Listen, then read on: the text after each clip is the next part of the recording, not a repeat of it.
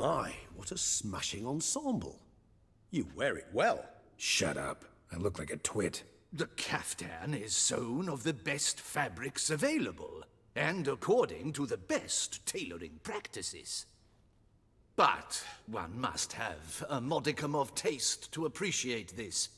Even the most exquisite robes cover only deficiencies in beauty, never in refinement.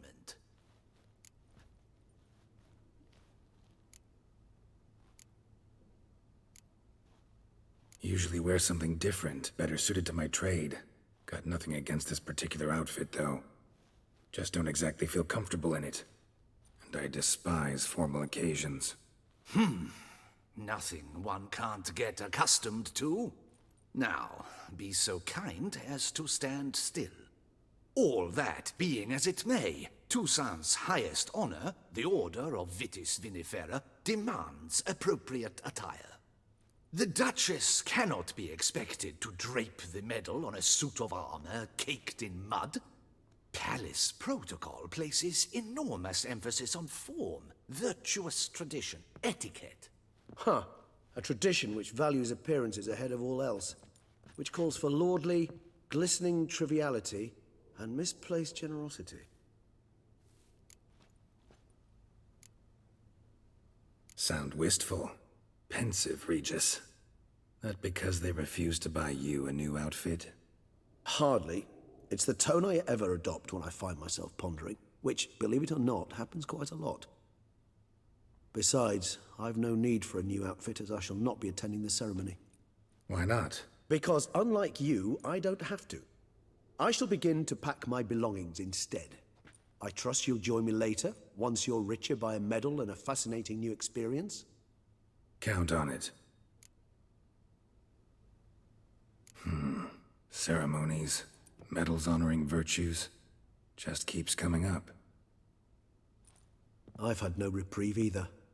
And I keep thinking of the last great virtue, compassion. It's the one piece of the puzzle that never seemed to fit.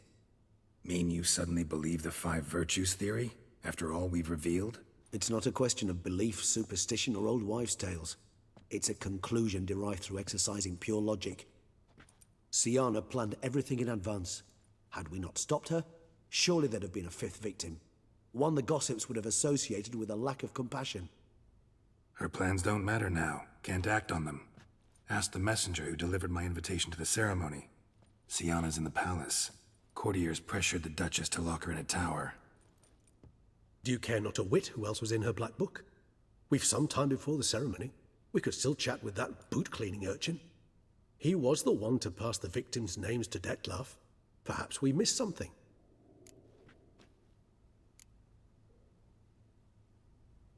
Regis, Bootblack didn't say anything about making deliveries when we talked to him. How do you know he handled the letters? While you basked in glory and tried on new formal wear, I conducted a little investigation of my own. You'd be very proud to see how I conducted myself. I began by concocting an ample supply of boot wash for our enterprising young friend. I'd observed that among street folk, amidst their society as a whole, reciprocity takes precedence over all other codes, and thus no good deed goes unrewarded. Of course, the same holds true for malicious or destructive deeds. The letters, what's the connection? When the bootblack arrived to collect his bucketful, he hinted he knew more. Simply put, we'd failed to ask the proper questions when we chatted earlier. It took a bit more tongue-loosening, but ultimately he spoke. He admitted he'd handed Dettlaff the letters. He knew this information was valuable to me. In providing it, he was simply repaying me.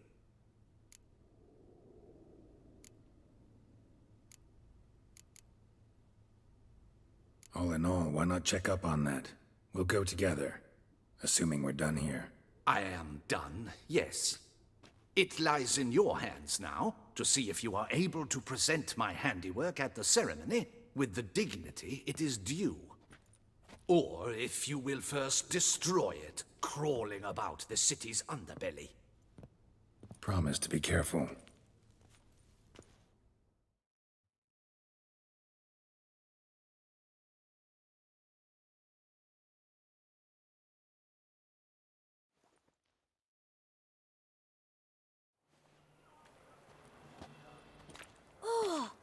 the swordsman. Good to see you. Here for a spiffing? Dirty boots are a stain on professional dignity, you know. Step on up. Need to ask you something. Yet again? Go on then. I'm a proponent of free speech and I will gladly tell you all I know. But why not get your boots shanked while we jabber? Guess they could use a spit and polish. Then I shall take advantage as well. A friend of mine used to say boots should be as clean as the soles that wear them. Clean boots, clean soles. A fine slogan.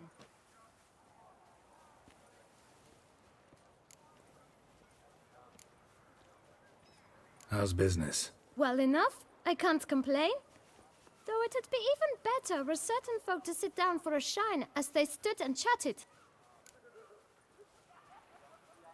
Man in the frock coat. You passed him some letters, remember? Why, of course. I'm young, got a mind like a steel trap, but... If you're about to tell me this information will cost me, forget it. How'd you get those letters? Beggars brought them. Why didn't you tell us this before, when we first talked? You didn't ask about beggars now, did you? Beggars. Tell us more about them. How many were there? Why, 4. 1 for each letter. Just 4? Sure you didn't get a 5th? I can't count, you know. Remember anything else? These beggars have anything in common? What? Come now. Each was different. Some had mismatched boots, others had no boots at all. Oh, I know! They all had no home! Kid, my patience is starting to run a little thin. Now think hard.